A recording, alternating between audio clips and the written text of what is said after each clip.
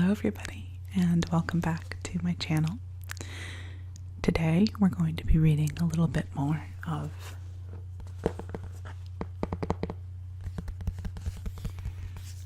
yes, that's right, it's Harry Potter and the Order of the Pheonix.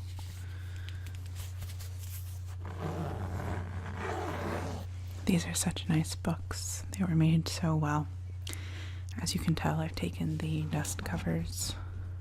Forgive the cats.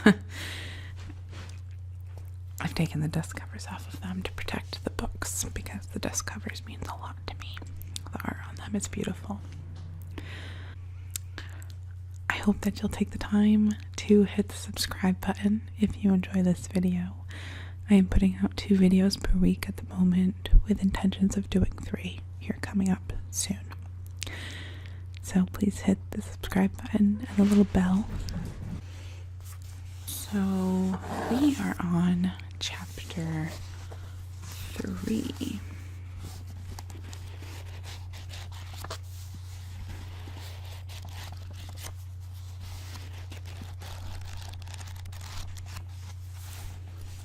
Chapter 3 is called The Advance Guard.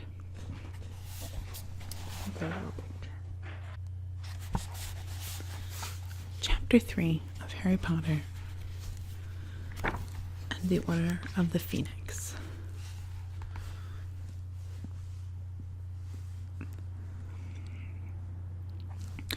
I've just been attacked by Dementors and I might be expelled from Hogwarts. I want to know what's going on and when I'm going to get out of here. Harry copied these words onto 3 separate pieces of parchment the moment he reached the desk in his dark bedroom. He addressed the first to Sirius, the second to Ron, and the third to Hermione. His owl, Hedwig, was off hunting. Her cage stood empty on the desk. Harry paced the bedroom waiting for her to come back, his head pounding, his brain too busy for sleep even though his eyes stung and itched with tiredness. His back ached from carrying Dudley home, and the 2 lumps on his head where he hit the window and Dudley had hit him were throbbing painfully. Up and down he paced, consumed with anger and frustration, grinding his teeth and clenching his fists, casting angry looks out the empty, star-strewn sky every time he passed the window. Dementors sent to get him, Mrs. Fig and Mundungus Fletcher tailing him in secret, then suspension from Hogwarts and a hearing at the Ministry of Magic, and still no one telling him what was going on. And what had that howler been about? Whose voice had echoed so horribly and so menacingly through the kitchen? Why was he still trapped here without information? Why was everyone treating him like some naughty kid? Don't do any more magic. Stay in the house. He kicked his school trunk as he passed it, but far from leaving his anger, he felt worse, as he now had a sharp pain in his toe to deal with in addition to the pain in the rest of his body. Just as he limped past the window, Hedwig soared through it with a soft whistle like a small ghost. "About time," Harry snarled as she landed lightly on top of the cage. "You can put that down. I've got work for you." Hedwig's large, round, amber eyes gazed reproachfully at him over the dead frog she clamped in her beak. "Come here," said Harry, picking up the 3 small rolls of parchment and a leather thong and tying the scrolls to her scaly leg. "Take these straight to Sirius, Ron, and Hermione, and don't come back here without good long replies. Keep pecking them till they've written decent lengthy answers if you've got to. Understand?" Hedwig gave a muffled hooting noise, beak still full of frog. "Get going then," said Harry. She took off immediately. The moment she'd gone, Harry threw himself down onto his bed without undressing and stared at the dark ceiling. In addition to every other miserable feeling, he now felt guilty that he'd been irritable with Hedwig. She was the only friend he had at number 4 Privet Drive. But he'd make it up to her when she came back with Sirius, Ron, and Hermione's answers. They were bound to write back quickly. They couldn't possibly ignore a Dementor attack. He'd probably wake up tomorrow to 3 fat letters full of sympathy and plans for his immediate removal to the burrow, and with that comforting idea, sleep rolled over him, stifling all further thought. But Hedwig didn't return the next morning. Harry spent the day in his bedroom, leaving it only to go to the bathroom. 3 times that day, Aunt Petunia shoved food into his room through the cat flap Uncle Vernon had installed 3 summers ago. Every time Harry heard her approaching, he tried to question her about the howler, but he might as well have interrogated the doorknob for all the answers he got. Otherwise, the Dursleys kept clear of his bedroom. Harry couldn't see the point of forcing his company on them. Another row would achieve nothing except perhaps make him angry. He'd perform more illegal magic. So it went on for 3 whole days. Harry was filled alternatively with restless energy that made him unable to settle to anything, during which he paced his bedroom again, furious at the whole lot of them for leaving him to stew in this mess, and with a lethargy so complete that he could lie on his bed for an hour at a time, staring dazedly into space, aching with dread at the thought of the ministry hearing. What if they ruled against him? What if he was expelled and his wand was snapped in half? What would he do? Where would he go? He could not return to living full-time with the Dursleys, not now that he knew the other world, the one to which he really belonged. Was it possible that he might be able to move into Sirius's house, as Sirius had suggested a year ago, before he had been forced to flee from the ministry himself? Would he be allowed to live there alone, given that he was still underage? Or would the matter of where he went next be decided for him? Had his breach of the international statute of secrecy been severe enough to land him in a cell in Azkaban? Whenever this thought occurred, Harry invariably slid off his bed and began pacing again.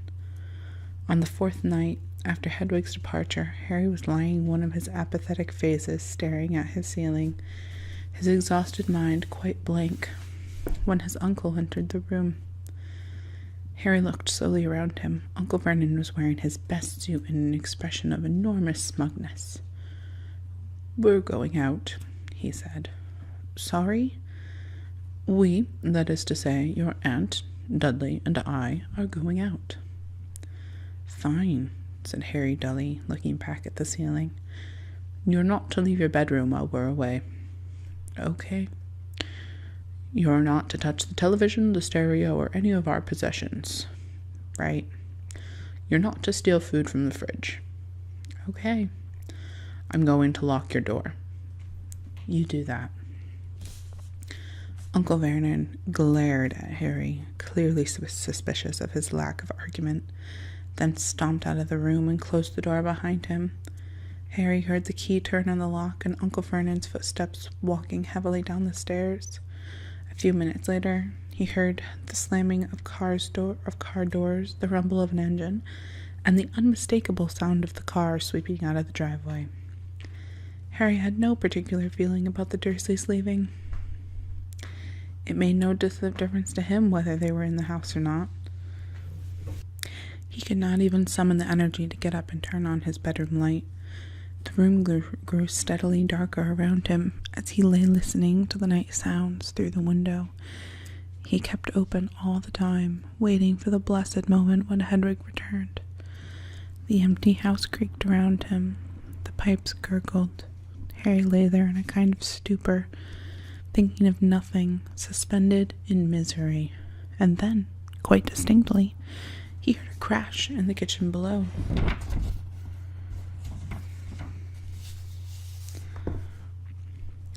He sat bolt upright, listening intently. The Dursleys couldn't be back. It was much too soon. In any case, he hadn't heard their car. There was silence for a few seconds, and then he heard voices. Burglars, he thought, sliding off the bed onto his feet. But a split second later, it occurred to him that burglars would keep their voices down, and whoever was moving around in the kitchen was certainly not troubling to do so. He snatched up his wand from his bedside table and stood facing his bedroom door, listening with all his might.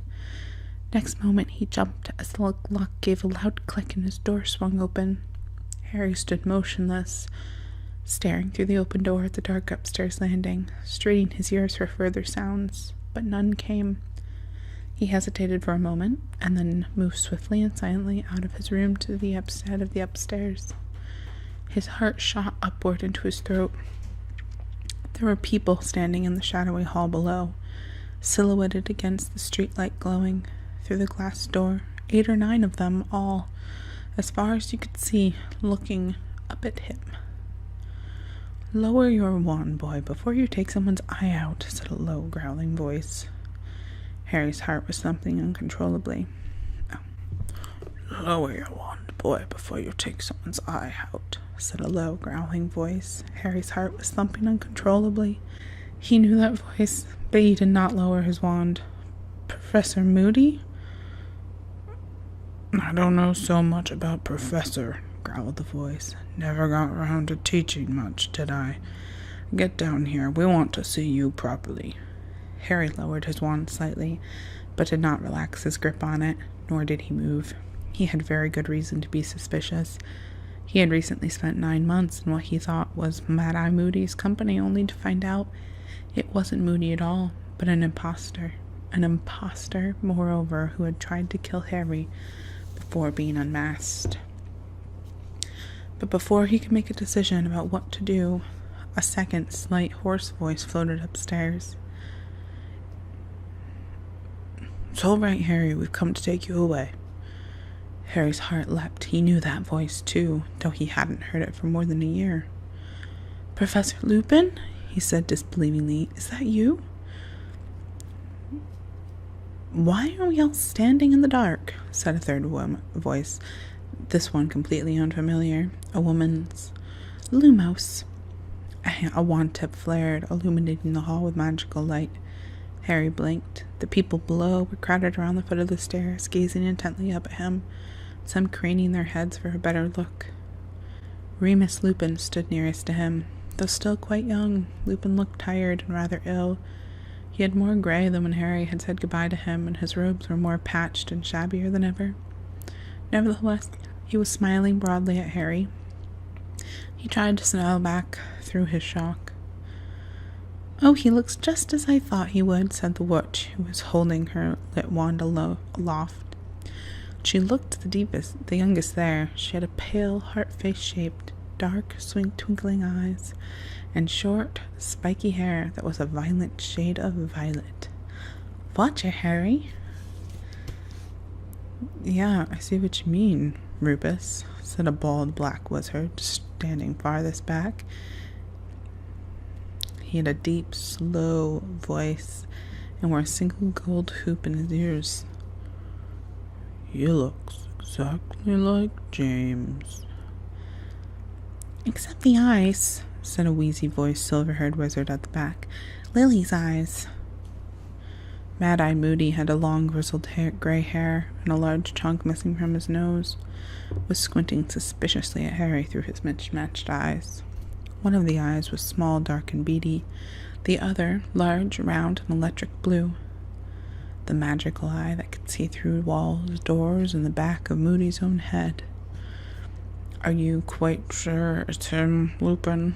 he growled. "It'd be a nice lookout if we bring back some Death Eater impersonating him. We ought to ask him something only the real Potter would know, unless anyone brought any Veritas serum." "Harry, what form does your Patronus take?" said Lupin. "A stag?" "That's him, Mad-Eye." Harry descended the straits, very conscious of everybody still staring at him, stowing his wand into the back pocket of his jeans as he came. "Don't put your wand there, boy," roared Moody. "What if it ignited? Better wizards than you have lost buttocks, you know." "Who'd you know that lost a buttock?" the violet-haired woman asked, Mad-Eye interestedly. "Never you mind, you just keep your wand out of your back pocket. Elementary wand safety, nobody bothers about it anymore." He stumped off toward the kitchen. "And I saw that," he said irritably as the woman rolled her eyes at the ceiling. Lupin held out his hand and shook Harry's. "How are you?" he asked, looking at Harry closely. Fine." Harry could hardly believe this was real. 4 weeks with nothing, not the tiniest hint of a plan to remove him from Privet Drive. And suddenly a whole bunch of wizards was standing matter-of-factly in the house as though this were a long-standing arrangement. He glanced at the people surrounding Lupin. They were gazing avidly at him. He felt very conscious of the fact that he had not combed his hair for 4 days. You're really lucky the Dursleys are out, he mumbled. Lucky? Ha, said the violet-haired woman. It was me that lured them out of the way. Sent a letter by Muggle post telling them they'd been shortlisted for the All-England Best-Kept Suburban Lawn competition. They're heading off to the prize-giving right now. Or they think they are. Harry had a fleeting vision of Uncle Vernon's face when he realized there was no All-England Best-Kept Suburban Lawn competition. We are leaving, aren't we? He asked. Soon? Almost at once, said Lupin. We're just waiting for the all clear. Where are we going? The Burrow? Harry asked hopefully. Not the Burrow, no, said Lupin, motioning Harry toward the kitchen. The little knot of wizards followed, all still eyeing Harry curiously. Too risky. We set up headquarters somewhere undetectable. It's taken a while. Mad-Eye Moody was now sitting at the kitchen table, swigging from a hip flask, his magical eyes spinning in all directions, taking in the Dursleys' many labor-saving appliances. This is Alistair Moody, Harry, Lupin continued, pointing toward Moody. Yeah, I know, said Harry uncomfortably. It felt odd to be introduced to somebody he'd thought he'd known for a year. And this is Nymphadora. Don't call me Nymphadora, Remus, said the young witch with a shudder. It's Tonks. Nymphadora Tonks, who prefers to be known by her surname only, finished Lupin. So would you, if your fool of a mother had called you Nymphadora, muttered Tonks. And this is Kingsley Shacklebolt. He indicated the tall black wizard who bowed. Elpheus Dodge, the wheezy-voiced wizard nodded. Daedalus Diggle. We've met before, squeaked the excited Diggle, dropping his top hat. Emmeline Vance, a stately-looking witch in an emerald green shawl, inclined her head. Sturgis Podmore, a square-jawed wizard with thick straw-colored hair, winked. And Hestia Jones, a pint-cheeked black-haired witch, waved from next to the toaster. Harry inclined his head awkwardly as each of them were introduced. He wished they would look at something other than him. It was as though he had suddenly been ushered on stage. He also wondered why so many of them were here. A surprising number of people volunteered to come and get you, said Lupin, as though he had read Harry's mind. The corner of his mouth twitched slightly. Yeah, well, the more the better, said Moody darkly. Wear your guard, Potter. We're just waiting for the signal to tell if it's safe to set off, said Lupin, glancing out the kitchen window. We've got about 15 minutes. Very clean, aren't they, these muggles, said the witch, called Tonks, who was looking around the kitchen with great interest. My dad's muggle-born, and he's a right old slob. I suppose it varies, just like with wizards. Yeah, said Harry. Look, he turned back to Lupin. What's going on? Why haven't I heard anything from anyone? What's vault? Several of the Witchard and Wizards made odd hissing noises. Deadliest Diggle dropped his hat again, and Moody growled, Shut up. What? We're not discussing anything here. It's too risky, said Moody, turning his normal eye on Harry. His magic eye remained pointing up at the ceiling. Damn it, he added angrily, putting a hand up to his magical eye. It keeps sticking, ever since that scum wore it. And with a nasty squelching sound, much like a plunger being pulled from a sink, he popped out his eye. Mad-Eye, you do know that's disgusting, don't you? Said Tonks conversationally. Get me a glass of water, would you, Harry? Asked Moody. Harry crossed to the dishwasher, took out a clean glass, and filled it with water at the sink. Still watched eagerly by the band of wizards. Their relentless staring was starting to annoy him. Cheers, said Moody, when Harry handed him the glass. He dropped the magical eyeball into the water and prodded it up and down. The eye whizzed around, staring at all of them in turn. I want 360 degrees visibility on the return journey. Where are we going? Harry asked. Brooms, said Lupin. Only way. You're too young to apparate. They'll be watching the Flu Network, and it's more than our life's worth to set up an authorized port key. Remus says you're a good flyer, said Kingsley Shacklebolt in his deep voice. Remus says you're a good flyer, said Kingsley Shacklebolt in his deep voice. He is excellent, said Lupin, who was checking his watch. Anyway, you'd better go and get packed, Harry. We want to be ready to go when the signal comes. I'll come and help you, said Tonks brightly. She followed Harry back into the hall and up the stairs, looking around with much more curiosity and interest. Funny place. It's a bit too clean. You know what I mean? A bit unnatural. Oh, this is better, she added as they entered Harry's bedroom and he turned on the light. His room was certainly much messier than the rest of the house. Confined to it for 4 days in a very bad mood, Harry had not bothered tidying up after himself. Most of the books he owned were strewn over the floor where he tried to distract himself with each in turn, and thrown it aside. Hedwig's cage needed cleaning out and was starting to smell. His trunk lay open, revealing a jumbled mixture of muggle clothes and wizard robes that had spilled onto the floor around it. Harry started picking up books and throwing them hastily into his trunk. Tonks paused at his open wardrobe to look critically at her reflection in the mirror on the inside of the door. You know, I don't think purple's really my color, she said. Do you think it makes me look a bit peaky? Said Harry, looking up at her over the top of Quidditch teams of Britain and Ireland. Yeah, it does, said Tonks decisively. She screwed up her eyes in a strange expression as though she were struggling to remember something. A second later, her hair had turned bubblegum pink. How did you do that? Said Harry, gaping at her as she managed her eyes open again. I'm a metamorphagus, she said, looking back at her reflection and turning her head so that she could see her hair from all directions. It means I can change my appearance at will, she added. I was born one. I got top marks in concealment and disguise during aura training without any study at all. It was great. You're an aura? Said Harry, impressed. Being a dark wizard catcher was the only career he'd ever considered after Hogwarts. Yeah, said Tonks, looking proud. Kingsley as well. He's a bit higher up than I am, though. I only qualified a year ago. Nearly failed on stealth and tracking. I'm dead clumsy. Did you hear me break that plate when we arrived downstairs?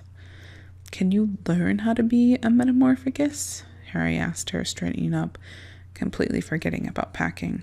Tonks chuckled. Bet you wouldn't mind hiding that scar sometimes, eh? Her eyes found the lightning-shaped scar on Harry's forehead. No, I wouldn't, Harry mumbled, turning away. He did not like people staring at his scar. Well, you'll have to learn the hard way, I'm afraid, said Tonks. Metamorphagi are really rare. They're born, not made. Most wizards need to use a wand or potions to change their appearance. But we've got to get going, Harry. We're supposed to be packing, she added guiltily, looking all around at the mess on the floor. Oh, yeah, said Harry, grabbing up a few more books. Don't be stupid. It'll be much quicker if I pack, cried Tonks, waving her wand in a long, sweeping motion over the floor. Books, clothes, telescopes, and scales all soared into the air and flew pell-mell into the trunk. It's not very neat, said Tonks, walking over to the trunk and looking down at the jumble inside. My mom's got this knack of getting stuff to fit itself in neatly. She even gets the socks to fold themselves, but I've never mastered how she does it. It's kind of a flick. She flicked her wand hopefully. One of Harry's socks gave a feeble sort of wiggle and flopped back onto the top of the mess within. Oh, well, said Tonks, slamming the trunk's lid shut. At least it's all in. That could do with a bit of cleaning, too. Scourgify. She pointed her wand at Hedwig's cage. A few feathers and droppings vanished. Well, that's a bit better. I've never got quite the hang of these sort of householdy spells. Right, got everything? Cauldron, broom? Wow, a firebolt. Her eyes widened as they fell on the broomstick in Harry's right hand. It was his pride and joy, a gift from Sirius, an international standard broomstick. "And I'm still riding a Comet 260, said Tonks enviously. "Ah, well. Wand still in your jeans? Both buttocks still on? Okay, let's go. Locomotor trunk." Harry's trunk rose a few inches into the air, holding her wand like a conductor's baton. Tonks made it hover across the room and out of the door ahead of them. Hedwig's cage in her left hand, Harry followed her down the stairs carrying his broomstick. Back in the kitchen, Moody had replaced his eye, which was spinning so fast after its cleaning it made Harry feel sick. Kingsley Shacklebolt and Sturgis Podmore were examining the microwave, and Hestia Jones was laughing at a potato peeler she had come across rummaging in the drawers. Lupin was sealing a letter addressed to the Dursleys. "Excellent," said Lupin, looking up at Tonks, and as Tonks and Harry entered. "We've got about a minute, I think. We should probably get out into the garden so we're ready. Harry, I've left a letter telling your aunt and uncle not to worry." "They won't," said Harry. "That you're safe. That'll just depress them, and you'll see them next summer." "Do I have to?" Lupin smiled but made no answer. "Come here, boy," said Moody gruffly, beckoning Harry toward him with his wand. "I need to disillusion you." "You need to what?" said Harry nervously. Disillusionment charm," said Moody, raising his wand. "Lupin says you've got an invisibility cloak, but it won't stay on while we're flying. This'll disguise you better. Here you go." He rapped Harry hard on the top of his head, and Harry felt a curious sensation, as though Moody had just smashed an egg there. Cold trickles seemed to be running down his body from the point the wand had struck. "Nice one, Mad-Eye," said Tonks appreciatively, staring at Harry's midriff. Harry looked down at his body, or rather, what had been his body, for it didn't look anything like his anymore. It was not invisible. It had simply taken on the exact color and texture of the kitchen unit behind him. He seemed to have become a human chameleon. "Come on," said Moody, unlocking the back door with his wand. They all stepped outside onto Uncle Vernon's beautifully kept lawn. "Clear night," grunted Moody, his magical eyes scanning the heavens. "Could have done with a bit more cloud cover." "Right, you." He backed at Harry. "We're going to be flying in close formation. Tonks will be in front of you. Keep close on her tail. Lupin will be covering you from below. I'm going to be behind you, and the rest will be circling above us. We don't break ranks for anything, got me? If one of us is killed—" "Is that likely?" Harry asked apprehensively, but Moody ignored him. "The others keep flying. Don't worry. Don't break ranks. If they take out all of us and you survive, Harry, the rear guard are standing by to take over. Keep flying east and they'll join you." "Stop being so cheerful, Mad-Eye. He'll think we're not taking this seriously," said Tonks as she strapped Harry's trunk and Hedwig's head cage into a harness hanging from her broom. "I'm just telling the boy the plan," growled Moody. "Our job's to deliver him safely to the headquarters, and if we die in the attempt—" "No one's going to die," said Kingsley Shacklebolt in his deep, calming voice. "Mount your brooms, that's the first signal," said Lupin sharply, pointing into the sky. Far, far above them, a shower of bright red sparks had flared among the stars. Harry recognized them at once as wand sparks. He swung his right leg over the firebolt, gripped its handle tightly, and felt it vibrating very slightly, as though it was as keen as he was to be up in the air once more. "Second signal, let's go," said Lupin loudly, as more sparks, green this time, exploded high above them. Harry kicked off hard from the ground. The cool night air rushed through his hair as the neat square gardens of Privet Drive fell away, shrinking rapidly into a patchwork of dark greens and blacks, and every thought of the ministry hearing was swept from his mind as though the rush of air had blown it out of his head. He felt as though his heart was going to explode with pleasure. He was flying again, flying away from Privet Drive as he'd been fantasizing about all summer. He was going home. For a few glorious moments, all his problems seemed to recede into nothing, insignificant in the vast starry sky. Hard left, there's a muggle looking up," shouted Moody from behind him. Tonks swerved and Harry followed her. watching his trunk swinging wildly beneath her broom. "We need more height. Give it another quarter of a mile." Harry's eyes watered in the chill as they soared upward. He could see nothing below but tiny pinpricks of light that were cars, headlights, and street lamps. 2 of those tiny lights might belong to Uncle Vernon's car. The Dursleys would be heading back to their empty house right now, full of rage about the non-existent lawn competition. And Harry laughed aloud at the thought, though his voice was drowned by the flapping of the others' robes, the creeping of the harness holding his trunk in the cage, and the whoosh of the wind in their ears as they sped through the air. He had not felt this alive in a month, or this happy. "Bearing south," shouted Mad-Eye. "Town ahead." They soared right, as that they did not pass directly over the glittering spiderweb of lights below. "Bear southeast and keep climbing. There's some low cloud ahead. We can lose ourselves in it," called Moody. "We're not going through the clouds," shouted Tonks angrily. "We'll get soaked, Mad-Eye." Harry was relieved to hear her say this. His hands were growing numb on the firebolt's handle. He wished he had thought to put on a coat. He was starting to shiver. They altered their course every now and then according to Mad-Eye's instructions.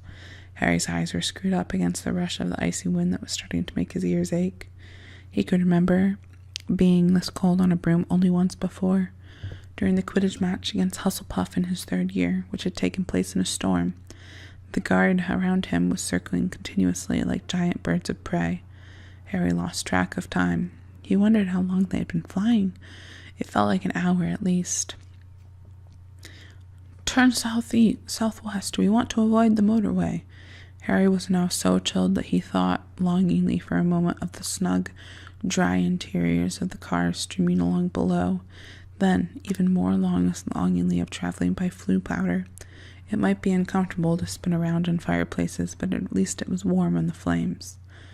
Kingsley Shacklebolt swooped around above him,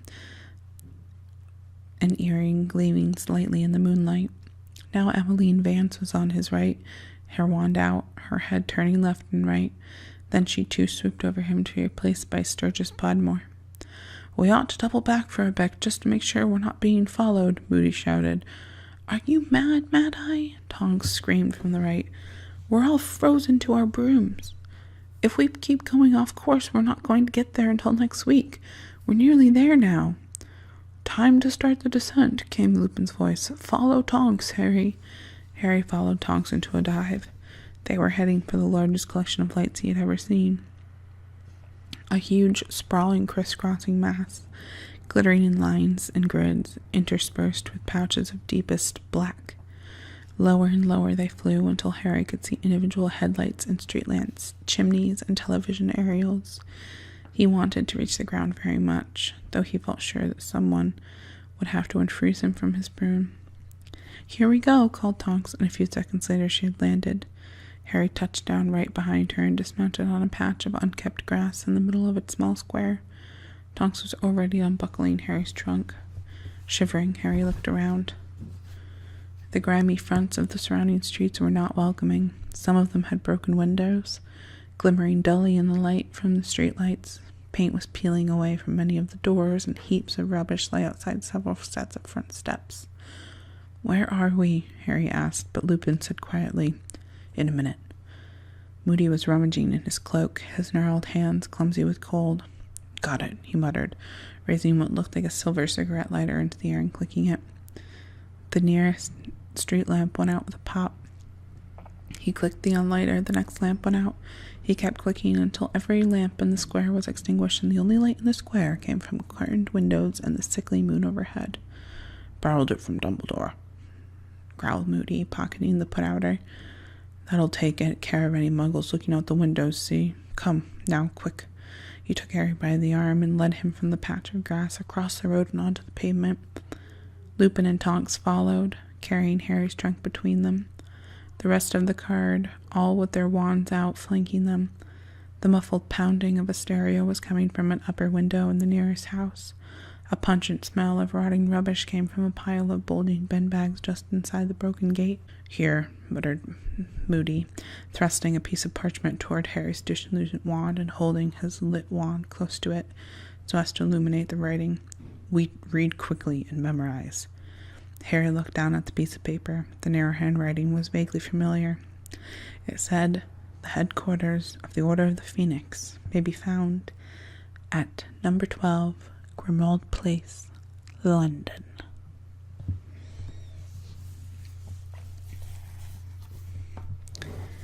So that was chapter 3. I hope that you enjoyed it, and I hope that you're sleeping. Sorry for the distractions. Everyone seems to be bouncing around.